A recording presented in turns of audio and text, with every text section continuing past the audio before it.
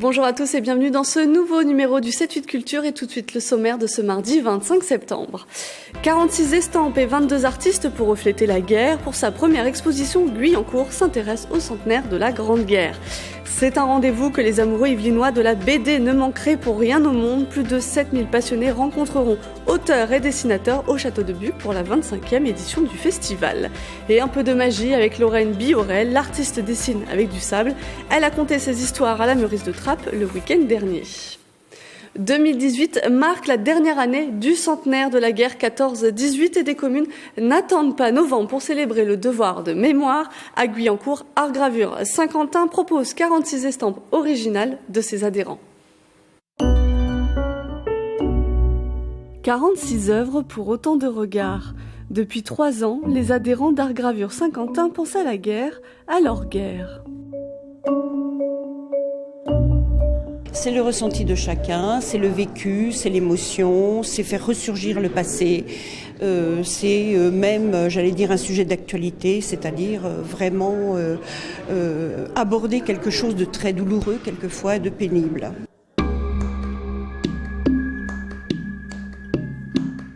Le titre Impression porte bien justement son nom puisque elle fait référence, Impression fait référence à l'atelier de gravure. Nous imprimons, nous passons sous la presse et Impression, ce sont les sentiments, les émotions des graveurs devant la thématique de la guerre. Déjà présentée il y a 1 an et demi, l'exposition est sans cesse remaniée par les 22 artistes, parfois inspirés de souvenirs de famille. Une vingtaine de nouvelles œuvres a enrichi la collection.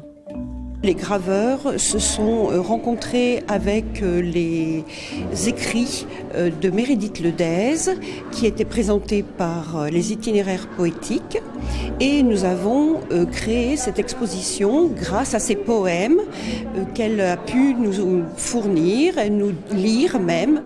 De l'horreur des tranchées à l'assaut, Impression de guerre lance la saison culturelle guyancourtoise, très marquée par le 100e anniversaire de l'armistice.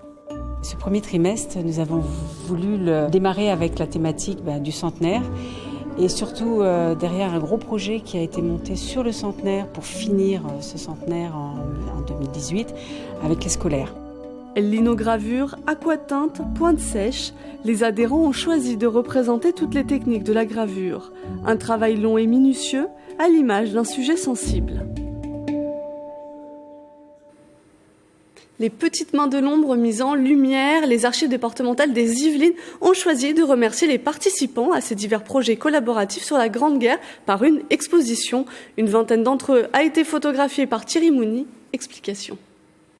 C'était vraiment mettre une identité derrière les contributeurs. Dans notre travail au quotidien, on parle de notre équipe de contributeurs parce qu'on a quand même un vivier assez important de personnes très impliquées, très présentes, qui participent beaucoup.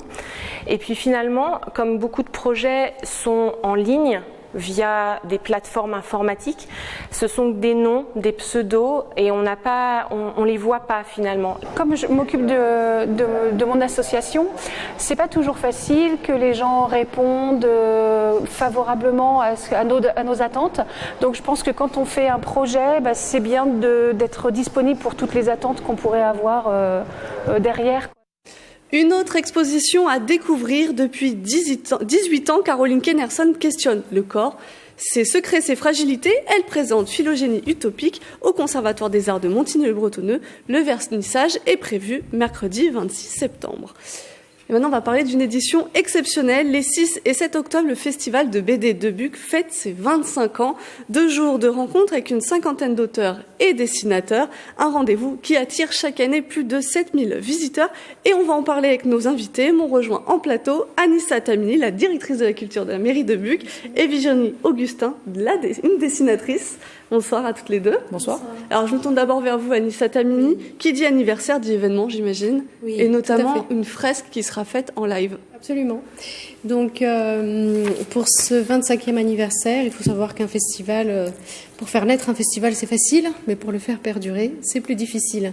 Donc la ville de Buc effectivement fête les 25 ans d'un festival BD qui n'a cessé d'évoluer au fil du temps et qui aujourd'hui effectivement accueille plus de 50 visiteurs 50 auteurs et dessinateurs, mais plus de 7000 et visiteurs. 8000 visiteurs. 8000. Et on vise les 10 000 pour le 25e, je l'espère. Et certains attendent très tôt. On nous disait il y a 2-3 ans, veille. 3 heures, voire la veille. La veille, passe la nuit sur place.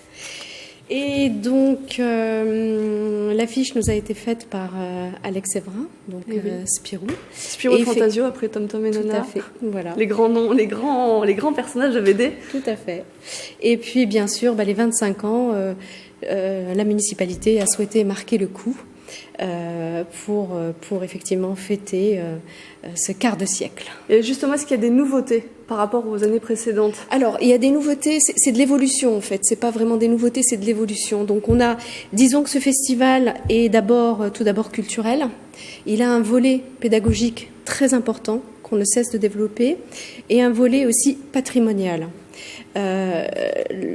J'insiste un peu plus sur le volet pédagogique et justement c'est ce qui fait un petit peu le cœur parce que le festival en lui-même, le cœur du festival c'est l'accueil d'auteurs, la rencontre entre le public et les auteurs, des cartes d'auteurs variées avec une partie dédiée au jeune public. On aime bien aussi le jeune public parce que c'est aussi un accès à la culture, on défend aussi l'accès à la culture par la BD. Et puis un volet pédagogique extrêmement important pour nous, puisque c'est une manière aussi de fédérer autour du festival et de pouvoir mettre en place des animations et des ateliers à différents niveaux. Et des ateliers qui sont rentrés notamment dans les prisons. Absolument. On a dépassé l'aspect au public ouvert largement. Voilà. Les prisons, c'était un public vers qui il fallait aller. Disons qu'on a voulu atteindre cette fois ce qu'on appelle les publics empêchés. Ça a toujours été un rêve du festival de Buc de toucher tous les publics. Donc on a fait un gros travail avec le public scolaire. Et cette fois, on a visé le public dit empêché. Et justement, ça a été une très très belle aventure humaine.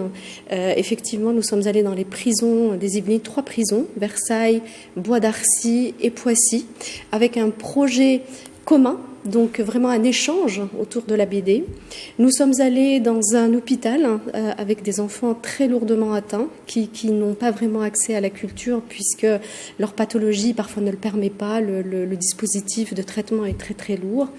Nous sommes allés vers des adolescents en difficulté et des collégiens aussi. Et on verra tout qui ça, décrochent. Les résultats ce week-end et notamment on le disait 50 dessinateurs, scénaristes, auteurs parce que c'est très complet la BD.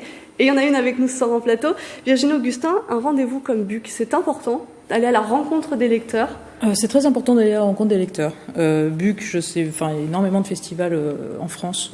Après, on pense qu'il y a à peu près un festival par week-end à travers toute la France. Moi, je sais que j'aime bien aller à Buc. Ça fait maintenant 3-4 ans que je viens.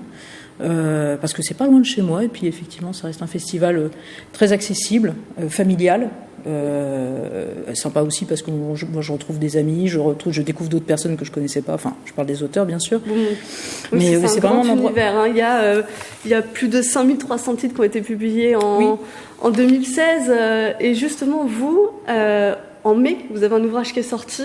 C'est le 2e tome de 40 éléphants. Oui. Est-ce que c'est l'occasion de le faire connaître aussi, même si là, au mois de septembre, peut-être que Effectivement, on considère que c'est plus une actualité déjà. Ça va justement, vous parliez du nombre de sorties. Maintenant, le marché de la bande dessinée va très très vite. Je suis pas dans la rentrée littéraire. Maintenant, il y a une rentrée littéraire bande dessinée. Là, effectivement, c'est quelque chose de plus ancien. Mais déjà, effectivement, à Buc, on me fait la gentillesse de me réinviter. J'ai aussi effectivement pour la participation à l'atelier fait avec les prisons qu'on évoquait.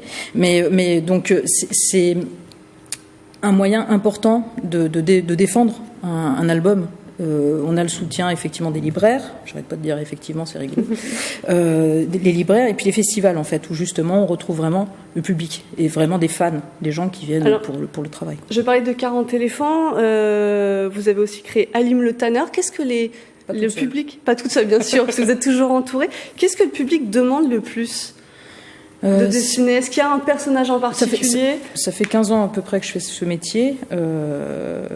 Aujourd'hui, j'arrive à faire suivre le lectorat sur des nouveautés. Pendant très longtemps, Halim le Tanneur était la série qui m'était demandée, oui.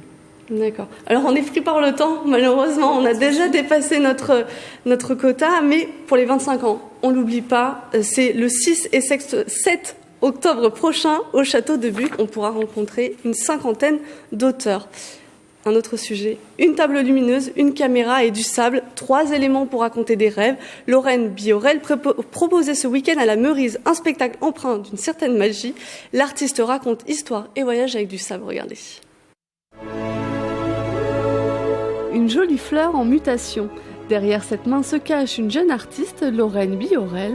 Avec quelques grains de sable, elle vous entraîne à travers le monde dans des contes mouvants.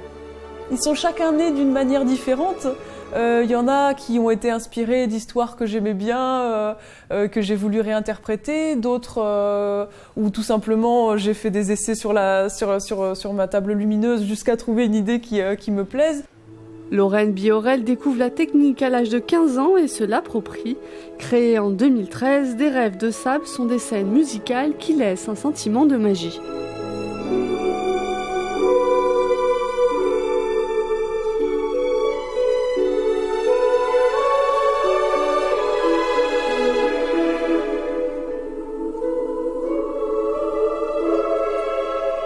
J'avais découvert ça avec le sable, mais aussi juste de voir quelqu'un dessiner. J'avais déjà eu l'occasion de voir ça et à chaque fois je trouve ça assez fascinant de voir un dessin se construire sous nos yeux. Tous les dessinateurs ont l'habitude chez eux de voir le dessin se construire, mais de pouvoir partager ça avec le public, il y a vraiment un côté dessin animé qui nous replonge en enfance, mais à tous les âges.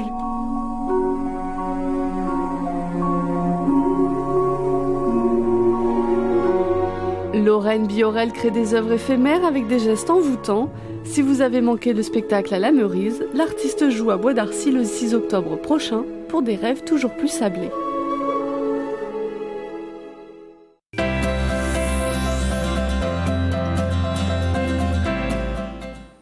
De la Zumba argentine, du son nordique, Lynn Cruz s'affranchit des frontières dans son dernier album, des compositions qu'elle joue ce vendredi à la batterie de Guyancourt, regardez.